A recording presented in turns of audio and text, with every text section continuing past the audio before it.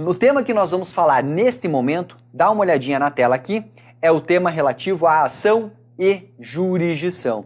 E esse tema é um tema que o CESP gosta bastante. Por que o CESP gosta desse tema? O CESP gosta de conteúdos muitas vezes doutrinários. E tem um teminha aqui que eu quero que ao final dessas questões você saiba refletir, é a questão relativa à teoria da teoria da ação. Afinal de contas, nós aplicamos teoria eclética, teoria da asserção, teoria abstrata, teoria concreta da ação, afim. Qual é a teoria aplicável no nosso ordenamento jurídico, certo?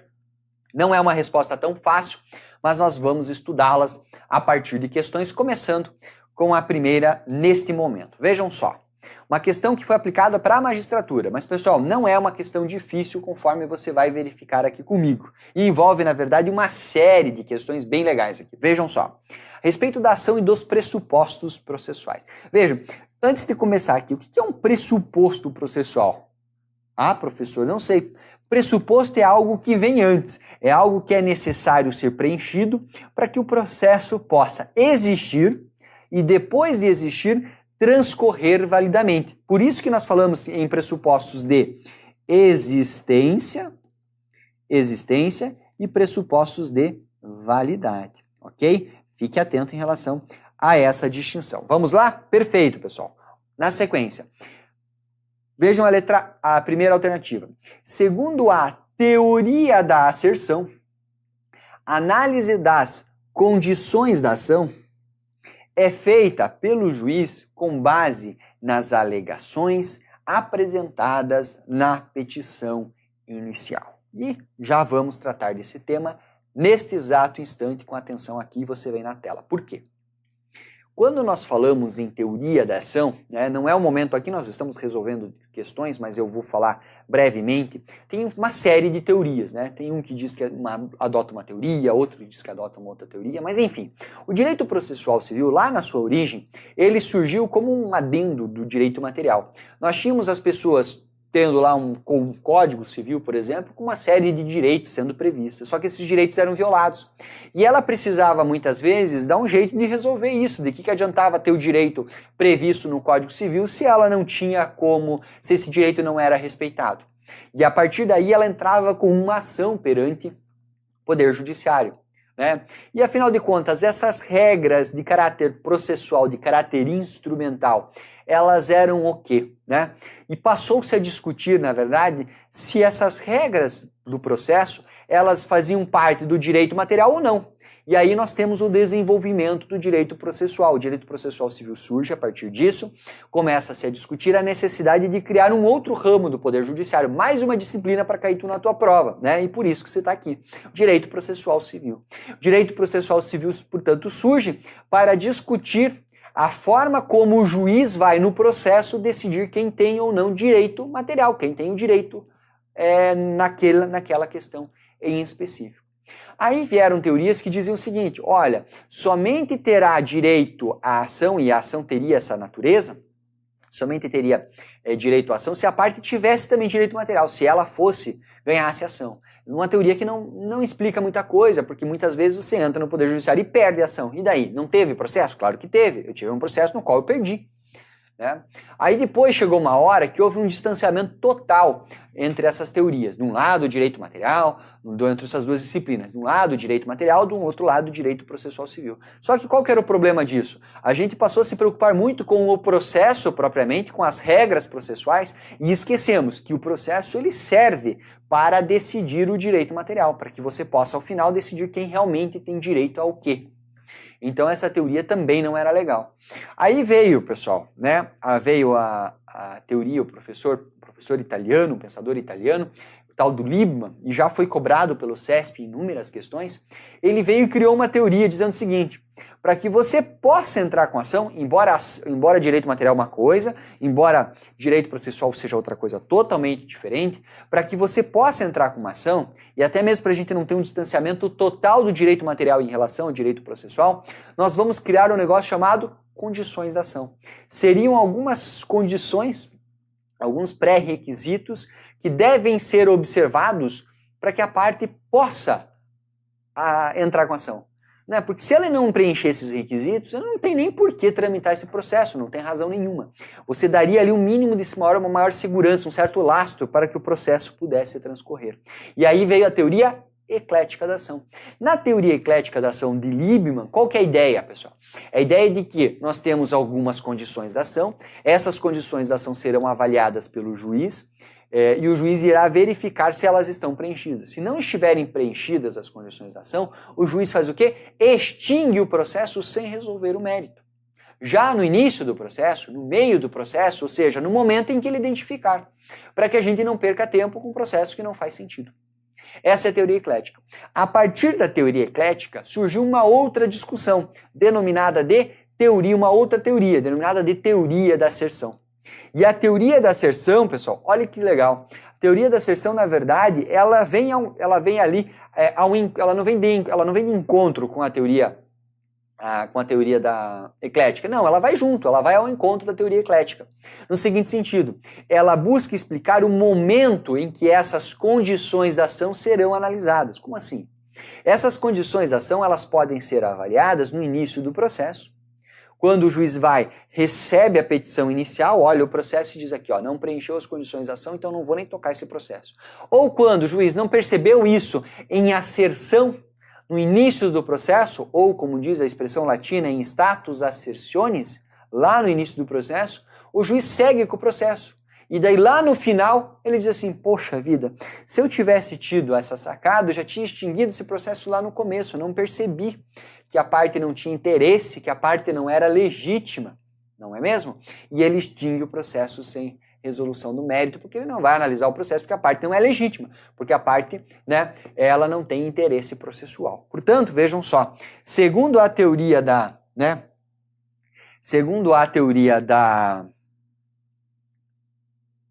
segunda questão ali, então, portanto, segundo a teoria da asserção, a análise das condições da ação é feita pelo juiz com base nas alegações apresentadas na petição inicial, exatamente, em asserção. Em asserção. Portanto, está correta a letra A e já é o gabarito da nossa questão. Professor, eu sei, na verdade, que há uma discussão a respeito da aplicação dessas teorias atualmente, porque o nosso Código de Processo Civil, ao contrário do Código de Processo Civil de 73, ele não faz mais referência a condições da ação. E tem gente dizendo que não se fala mais em teoria, se fala mais em teoria da asserção, não se fala mais em teoria eclética. Exatamente, o teu estudo está muito bem aprofundado, parabéns. Só que cuidado, pessoal.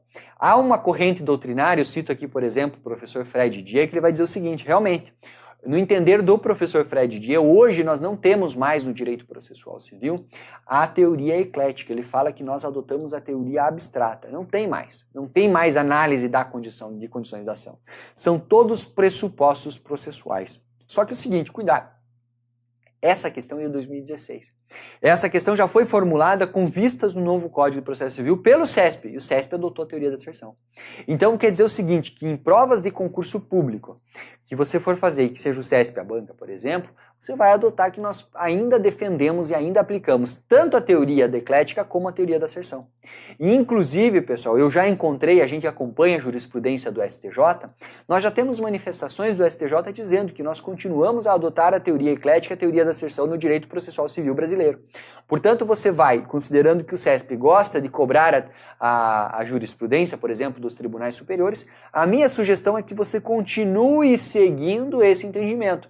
Então você vai dizer o seguinte, professor, então para provas do CESP, eu devo seguir em princípio, a não ser que a questão venha formulada de outra forma, com algum outro detalhe, enfim, eu devo seguir em princípio que nós adotamos a teoria da asserção, isso mesmo, ou a teoria eclética, isso mesmo, essas duas teorias continuam sendo seguidas, tá bem? Mas saiba que existem alguns pensamentos em outro sentido, legal? Pessoal, eu sei que é um pouco complexo, nós estamos aprofundando, mas saibam vocês que é tema cobrado sim pela nossa banca, pelo CESP, tá bom? Inclusive, lá no nosso material, eu analiso cada uma dessas teorias, fazemos esquemas de cada uma dessas teorias, fazemos referência a cada uma delas. Eu tenho uma videoaula que eu passo praticamente 30 minutos, 40 minutos falando sobre essas teorias e explicando para vocês. Lá você consegue Se você ficou com dúvida lá, você consegue aprofundar esse tema com segurança, legal? Na tela, portanto, vamos identificar agora, né? Vamos identificar agora o erro das demais. Vejam, na ação de alimentos contra o pai, o menor de 16 anos de idade tem legitimidade para o processo, mas não goza de legitimidade para a causa. Está invertido, não é mesmo? Está invertido. Portanto, a letra B está errada. Professor, pode me explicar um pouco melhor? Posso sim. Vejam só, pessoal. Eu tenho dois quadros aqui. Eu vou começar por esse quadro aqui que fala da capacidade processual, porque a assertiva é o que tratou dessa alternativa. Vejam só. A capacidade processual em sentido amplo, né? Eu vou colocar até aqui porque isso é importante.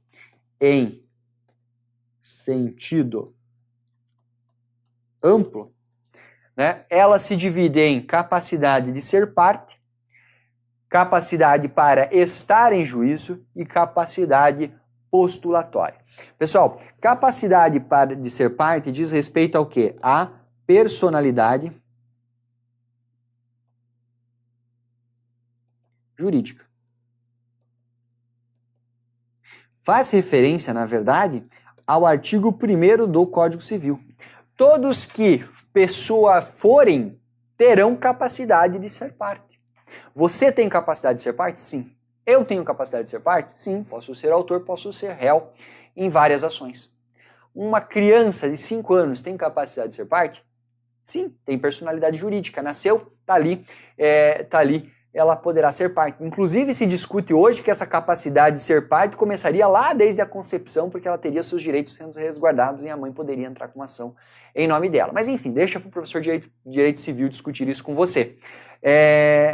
Portanto, né, um idoso, uma pessoa com 70 anos, uma pessoa com deficiência, um velhinho, todos eles teriam capacidade de ser parte. Só que cuidado, capacidade de ser parte, né, ou a capacidade ou a personalidade jurídica aqui, que faz referência ao direito material, não se confunde com capacidade para estar em juízo ou capacidade postulatória. A capacidade para estar em juízo, ela faz referência ao quê? A possibilidade de você ir a juízo, eu vou colocar aqui com caráter didático, ir a juízo sozinho, né? Sem representação ou sem assistência. Isso mesmo, ir a juízo sozinho. Uma pessoa que está plenamente capaz, 20 anos de idade, ela pode ir a juízo sozinho? Pode sim. Ela precisa estar representada ou assistida? Não. Vejam só, quais são as formas de nós integrarmos? Né? Deixa eu colocar aqui que minha letra está ruinzinha, né? Integrarmos. Integração dessa capacidade. Ou seja, como que uma criança, por exemplo, que não teria capacidade de ir juízo sozinha, ou um adolescente, ou um réu preso, revel, poderão suprir essa falta de capacidade, poderão integrá-la, diz a nossa doutrina. Você vai integrar a capacidade por meio da representação. Representação. Uma criança, ela é representada em juízo. Ela será integrada por meio da assistência. Um adolescente será acompanhado pelos pais ou responsáveis. Ou ela será integrada também pela curadoria. Situação do réu preso revel, ou o réu que foi citado, réu revel citado por hora certa, por exemplo. São situações em que nós teremos o quê? Nós teremos a integração dessa capacidade de estar em juízo. Embora a pessoa possa ser autor ou possa ser réu, ela não pode ir sozinha, ou ela não se manifestou no processo, ou ela não tem condições de fazê-lo sozinha, no caso da criança ou do adolescente. Isso é capacidade de estar em juízo.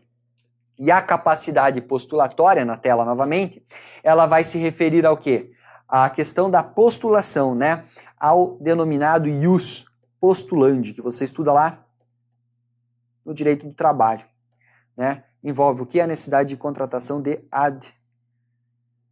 advogado, não é mesmo? Isso mesmo. Portanto, muitas vezes, ainda que você seja uma pessoa maior, plenamente capaz, no pleno exercício das suas dos seus direitos, portanto, você tem capacidade de ser parte, você tem capacidade de estar em juízo, mas você não tem capacidade postulatória porque você não tem a sua OAB, você não é um advogado regularmente inscrito na OAB, portanto, você vai precisar contratar um advogado. Isso é capacidade processual. Então, na tela, pessoal, vejam que, voltando aqui para a questão, quando nós falamos que na ação de alimento contra o pai ou menor de 16 anos tem legitimidade para o processo, não, ele não tem legitimidade para o processo, né? Aqui, ó, voltando, capacidade de estar em juízo, aqui é a legitimidade,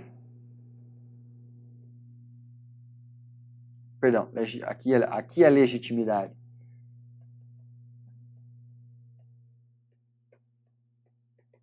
Ad causa, que é a legitimidade para a causa, para ser parte ou autor, e aqui é a legitimidade ad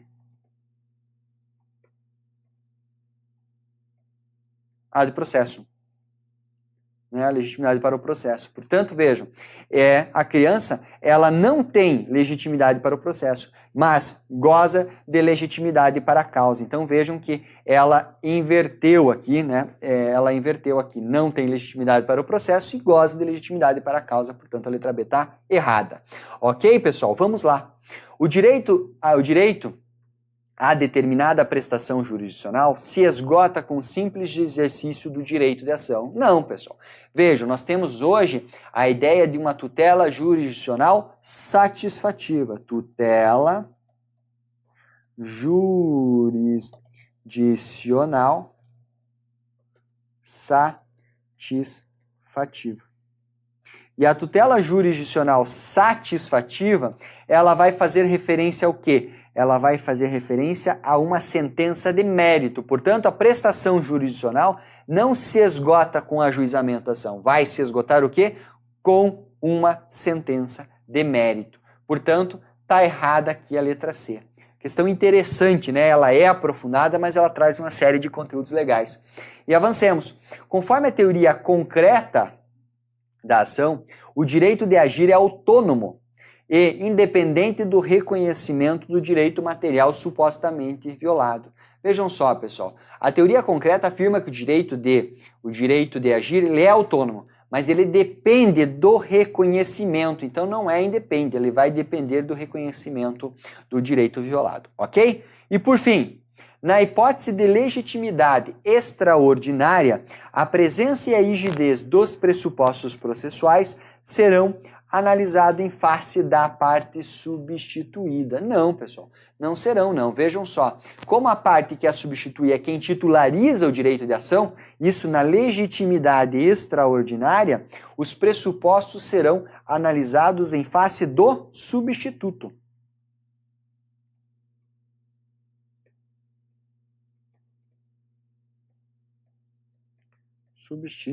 Substituto. Portanto, a letra E está igualmente incorreta. Perfeito, pessoal? Portanto, vejam só, o gabarito dessa questão é a letra A, ok? Encerramos essa questão e nós vamos seguir a nossa análise aqui. Antes de eu prosseguir com a matéria, já que nós falamos de pressupostos processuais, eu vou rapidamente passar por um esquema que eu trouxe aqui, você já deve até ter visto ele ao longo aqui da nossa transição de slides. Então, na tela, vejam só.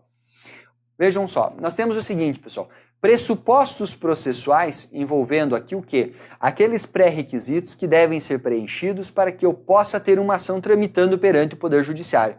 Esses requisitos, eles estão divididos em pressupostos que dão existência ao processo, que geram a existência do processo, e pressupostos que tornam o processo válido. Muitas vezes o processo será existente, mas é inválido, né? Ou seja, o processo tem que ser, para que tramite regularmente, seja existente e válido ao mesmo tempo. E vejam só, os pressupostos de existência se distinguem em pressupostos subjetivos e objetivos. Os pressupostos subjetivos são dois, ou seja, são as partes envolvidas, são os sujeitos. O juiz, que deve ter jurisdição, alguém que tenha jurisdição para julgar esse processo, né? Ou seja, não posso levar um processo para um estudante da magistratura julgar, ele não tem jurisdição, após ele ser aprovado, terá jurisdição, e também as partes, que envolve lá a capacidade de ser parte, aquele conteúdo relativo à personalidade personalidade jurídica. Tá aqui, ó, essa parte aqui. E esses dois, professor, onde estão? Calma aí que você vai ver comigo. Então volta na tela. Olha só. Ainda sobre os pressupostos de existência objetivos. Uma demanda.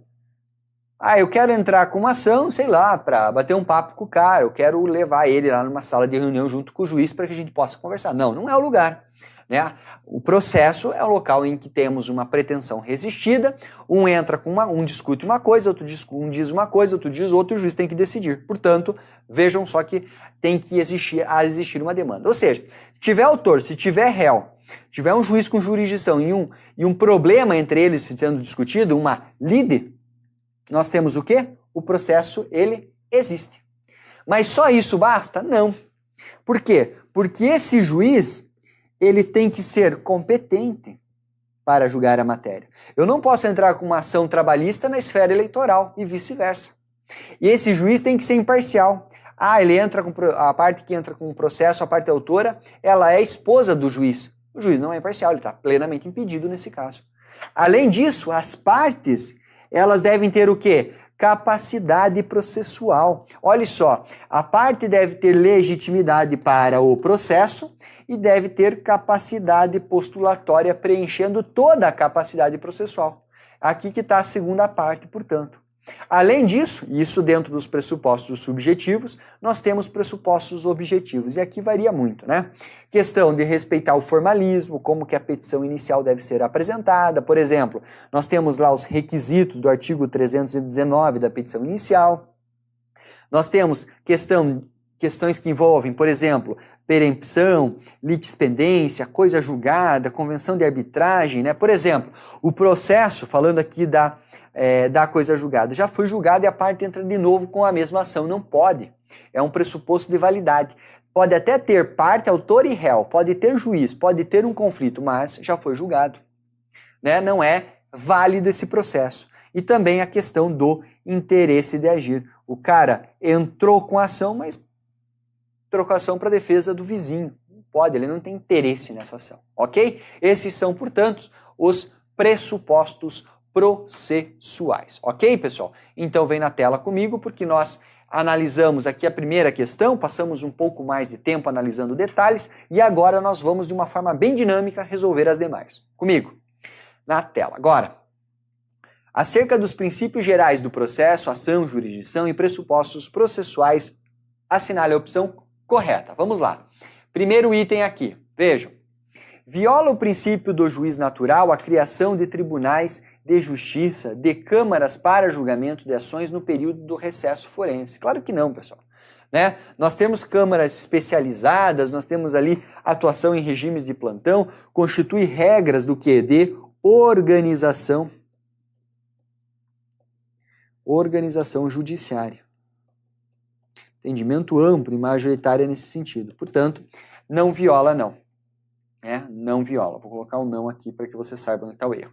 B. A teoria da asserção, olha lá, a teoria que eu mandei vocês lembrarem que vai ser adotada pelo CESP, só pode ser aplicada antes da apresentação da defesa pelo réu. Não. A teoria da asserção, ela será analisada, pessoal. Vejam só, a análise das condições da ação é feita pelo juiz com base nas alegações apresentadas na petição inicial, certo? Então, mas não tem essa exigência pela essa teoria. Essa teoria fala que ela pode ser analisada no início, pode ser analisada durante e ao final do processo, embora deva ser feita em asserção no início do processo. Então tá errado a letra B. Letra C. O substituto processual é aquele que está em juízo em nome alheio, defendendo interesse alheio. Não. O substituto processual é aquele que defende direito de outra pessoa, né? Ele vai defender direito de outra pessoa, interesse alheio, mas em nome próprio. Em nome próprio. Portanto, letra C está fora. Letra D. É possível a propositura de ação de cunho declaratório para interpretar decisão judicial. Tá certíssimo, pessoal. Qual que é a ideia aqui? Vejam só, é o que? A parte pode simplesmente entrar com uma outra ação para interpretar uma decisão dada por um juiz. Vejam só qual que é a ideia aqui. Vamos supor que nós tivemos lá uma decisão tributária complexa, né?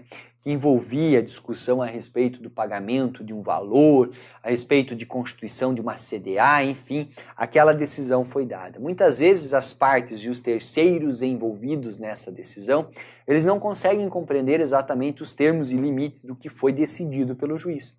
E ele poderá, diz a nossa jurisprudência, e aqui é o CESP falando mais alto, poderá, diz a nossa jurisprudência, entrar com uma ação de caráter declaratório para que o outro juiz diga, interprete o que estava escrito naquela sentença. Isso é possível. Isso é possível e isso está previsto aqui dentro da nossa legislação. Portanto, vejam só, essa assertiva ela está correta, ok? É a correta. E por fim, no âmbito do processo civil, a imputação de penalidades decorrentes da violação do princípio da boa-fé limita-se ao autor ou ao réu. Não, pessoal, não se limita. Nós temos as situações denominadas de litigância de má-fé. Nós temos lá a litigância de má-fé e também nós temos aquelas hipóteses que envolvem lá os atos atentatórios à dignidade da justiça,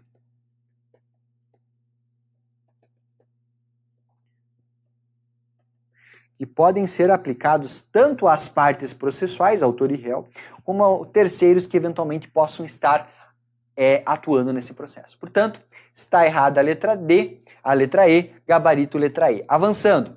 Agora é uma questão que caiu no TRE do Piauí para analista judiciário da área judiciária. E vejam só, vejam como as questões também são aprofundadas, né?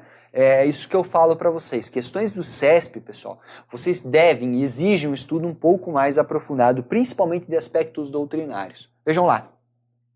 Tendo em vista que em uma relação processual,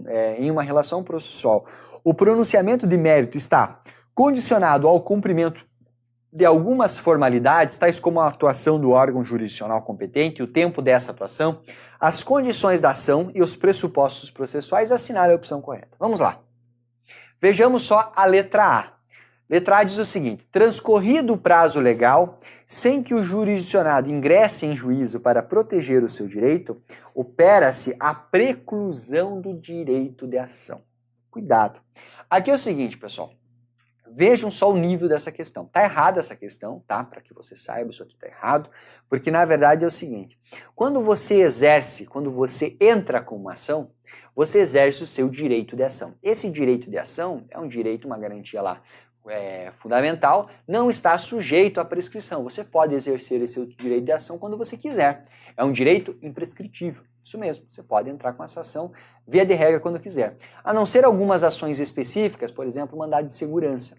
Você pode entrar com mandado de segurança quando você quiser? Não. Mandado de segurança tem um prazo decadencial. Por isso que o prazo decadencial, né, ele se refere ao próprio direito material. Mas aqui, quando você vai entrar com uma ação, você tem que entrar com essa ação dentro do prazo processual dela. Qual que é a ideia? Para que você possa cobrar um cheque, por exemplo, que uma parte deu, um cheque que você deu lá, você depositou, voltou sem fundo. Posso cobrar esse cheque? Posso. Você tem um prazo, vamos supor que seja de 3 anos, 5 anos, não sei qual que é o prazo que está lá no Código Civil. Mas aí você tem que entrar com essa ação dentro desse prazo. Se você não entrar com essa ação dentro do prazo, o teu direito, a tua pretensão está prescrita. Ou seja, não é o direito de ação que está prescrito, mas a pretensão de cobrar judicialmente. Por isso a questão, quando ela fala aqui, vejam só, né? Quando assim, opera-se a preclusão do direito de ação, não é do direito de ação. Opera-se a preclusão da pretensão. Nossa, professor, complicado, isso mesmo. Vejam que nós temos um aprofundamento aqui sendo cobrado. O que nós temos a preclusão é da pretensão. Então, estaria prescrita, que a preclusão da pretensão é a prescrição. Professor, me dá um conceito, portanto, de prescrição, um conceito de preclusão e um conceito de decadência. Vejam só, quando eu falo para você preclusão, nós estamos falando de processo.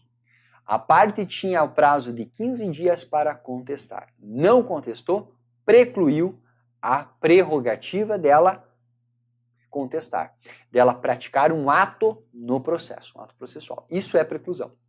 Quando eu falar em prescrição, você perde uma pretensão, você perde uma chance de entrar com ação para cobrar a sua dívida perante o Poder Judiciário. Isso mesmo. Prescrição é a perda de uma pretensão. E a decadência? A decadência você perde o direito de ação propriamente. Lá no caso do mandado de segurança, se você quiser entrar com o mandado de segurança na forma como ele é aquele mandado de segurança, que ele é rápido para julgar, precisa de prova pré-constituída, tem liminar, o juiz pode decidir rapidamente o processo, observe o prazo de 120 dias. Se você não observar o prazo de 120 dias, até você vai poder entrar com uma ação pelo procedimento comum, mas você perdeu o direito de ação de mandado de segurança. Entendeu a diferença? Isso é decadência, por isso que aquele prazo é decadencial, porque você perde o direito propriamente. Então vejam só que são 3 conceitos distintos. Falei em preclusão, você pensou em processo. Falei em prescrição, você falou em perder uma pretensão, uma chance, uma possibilidade. Falei em decadência, você perdeu um direito. Tá bom? Portanto, esses são os conceitos. Na tela. Vamos lá, pessoal, na sequência aqui. Então, a letra A, ela está incorreta. Letra B. Quando a ação for considerada intransmissível por disposição legal, né? Uma ação considerada intransmissível por disposição legal, a morte de um dos sujeitos da relação processual provocará a extinção do processo sem a resolução do mérito, tá? Pessoal, artigo 485 do CPC trata desse tema, mas é um tema envolvendo a parte de jurisdição, então vem na tela que eu vou te explicar. Como assim? O que seria uma ação intransmissível? Pensem, por exemplo, que você entra com uma ação para proteger o seu direito à vida. Vamos supor que você não estava sendo, você queria um atendimento, esse atendimento não estava sendo fornecido pelo seu plano de saúde, você entra simplesmente com uma ação para que obrigue o seu plano de saúde a dar atendimento à pessoa. Só isso, só pedir isso. Essa é uma ação que discute um direito indisponível, um direito de personalidade, um direito não transmissível. Por quê? Porque o direito à saúde é meu. Eu não posso pegar a minha saúde e dizer assim, eu quero transferir minha saúde para minha esposa, ou para os meus filhos, ou para os meus pais. Não posso. Esse direito à saúde é um direito personalíssimo, é um direito intransmissível. Morri. A minha esposa vai me suceder no processo? Não vai. Por que ela não vai? Porque é um direito intransmissível, certo? Era um direito de personalidade. Ela que cuida da saúde dela, que entra em ações para tutelar a saúde dela. Ah, professor, mas isso pode gerar uma indenização. Mas daí é outro pedido. Aí é uma pretensão patrimonial, né? Se, por aventura, o plano de saúde não atendeu, minha esposa não me atendeu bem e eu acabei falecendo. Vejam que há uma distinção entre um e outro. Quando eu falo de direitos intransmissíveis, a parte morreu, o processo acabou. O juiz não vai analisar mais o mérito, não faz sentido mais ele dar o direito à saúde para o cara que morreu, concordam comigo? Portanto, notem só que quando a ação for considerada intransmissível por disposição legal, a morte de um dos sujeitos da relação processual provoca a extinção do processo sem a resolução do mérito. Está aí o gabarito da questão. Ah, professor, por que é uma decisão que sem resolução do mérito? Porque a parte morreu, o juiz vai dizer de quem que é o direito? Não vai. O juiz não vai dizer de quem que é o direito, a parte morreu. Perfeito? Legal. Portanto, letra B, o gabarito. Vamos para o erro das demais. Para não contrariar o princípio da inércia da jurisdição, segundo a qual a jurisdição deve ser provocada, é vedado ao juiz determinar de ofício a produção de provas. Claro que não. As provas são destinadas à decisão do juiz. São destinadas ao processo para que o juiz possa bem decidir. Ele poderá, sim, determinar provas de ofício. Letra D. A jurisdição voluntária pode ser exercida extrajudicialmente, em casos expressamente autorizados pelo ordenamento jurídico vigente, como nos casos de inventário ou divórcio extrajudiciais. Vejam, pessoal, daí não é jurisdição, né? Se é jurisdição voluntária, ela é judicial. Se o cara for fazer um divórcio ou um inventário lá no cartório, não temos o exercício da jurisdição voluntária. Jurisdição voluntária é no poder judiciário, porque é a jurisdição, tá? Letra D tá fora. E a letra E? O defeito ou a ausência de representação, pensem lá na criança, né? Criança entra em juízo, né? Ou seja, a criança ela pode ser parte, mas ela não tem capacidade de ir a juízo sozinha. Não é isso? Então vejam só. O defeito ou a ausência de representação na relação processual provoca, por falta de uma das condições da ação, a extinção do processo sem resolução do mérito. Veja, pessoal, não é condição da ação, né? E também não gera a extinção direto. O juiz vai fazer o quê? O juiz vai suspender o processo. Até é uma condição da ação, perdão, mas o juiz vai suspender o processo. Para quê? Para que se ache um representante dessa criança. Portanto, nós temos a letra E como o gabarito da nossa questão aqui. Vamos seguir? Vamos lá. Vamos seguir porque nós temos, no caso, mais uma questãozinha para resolver. A respeito da jurisdição da ação, assinale a opção correta. Segundo a teoria da asserção, notem como as provas gostam desse tema. As condições da ação devem ser verificadas conforme as afirmações feitas pelo autor antes de serem produzidas as provas. É isso mesmo, pessoal. Essa é a teoria da ação aqui, a teoria da asserção, como um dos instrumentos de verificar as condições da ação. Letra B. Dado o princípio da indeclinabilidade, o que é o princípio da indeclinabilidade? Ou seja, é um princípio que tem fundamento constitucional, Não se afasta ou não se exclui da apreciação do Poder Judiciário nenhuma lesão ou ameaça de lesão. Artigo 5º, Artigo 5º, inciso 35 da CF. Esse dado o princípio da indeclinabilidade, não poderá delegar a jurisdição a outro. Não, esse de não delegar é o princípio da indeclinabilidade. São dois princípios diferentes, dois princípios da jurisdição diferentes, portanto a letra B está fora. Letra C. Conforme a doutrina majoritária, a mediação está inserida em uma atividade jurisdicional? Não. A mediação é um equivalente.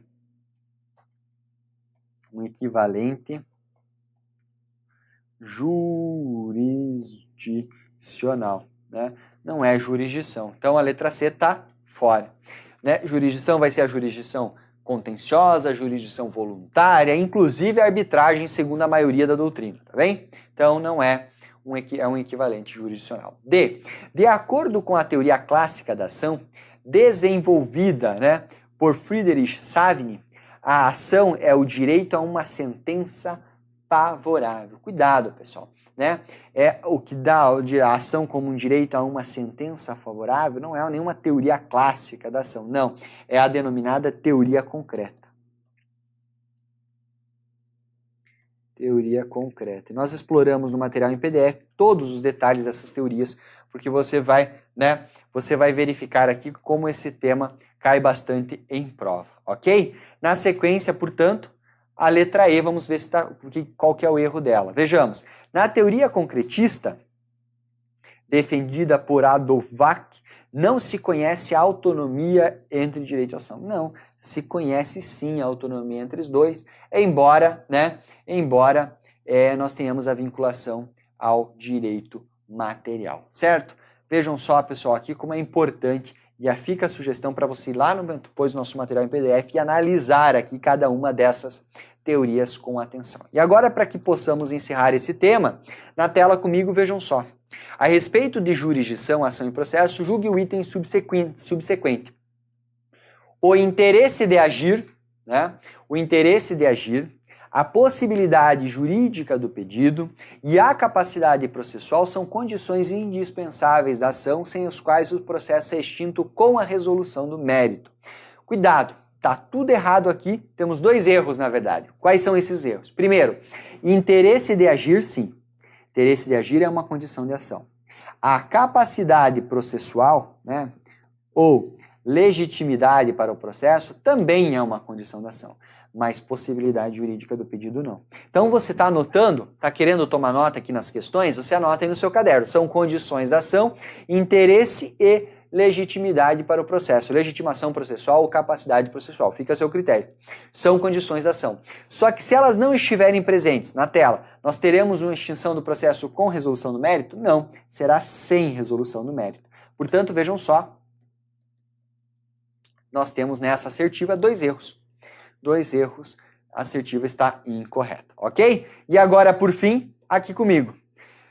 Conforme a teoria da asserção, olhe como cai. Majoritariamente adotada pela doutrina, embora essa questão tenha sido formulada no ano 2014, ela segue plenamente aplicável hoje. Nós temos lá, deve-se considerar que o que foi afirmado pela parte autora na petição inicial. Essa análise permite que o magistrado, ao ter contato com o processo, pronuncie-se a respeito das condições da ação. Tá aí, ó. Ah, professor, eu queria um conceito de teoria da asserção. O próprio CESP deu para você, né? Coloca lá, teoria da asserção, 2 pontos. Aí você coloca que é a análise das condições da ação, que foi com base no que foi afirmado pela parte autora na petição inicial, a respeito das condições da ação. Legal? Portanto, pessoal, show de bola. Concluído aqui a análise relativa à parte de jurisdição e ação, nós vamos ficando por aqui nesta parte. Só lembrando, antes de eu concluir essa parte, que é importante que você conheça as teorias da ação. E para o CESP, no nosso entender, do que o CESP tem demonstrado nas questões atuais, você vai seguir sim a teoria eclética, a teoria da asserção. Bacana? Beleza? Finalizado o tema.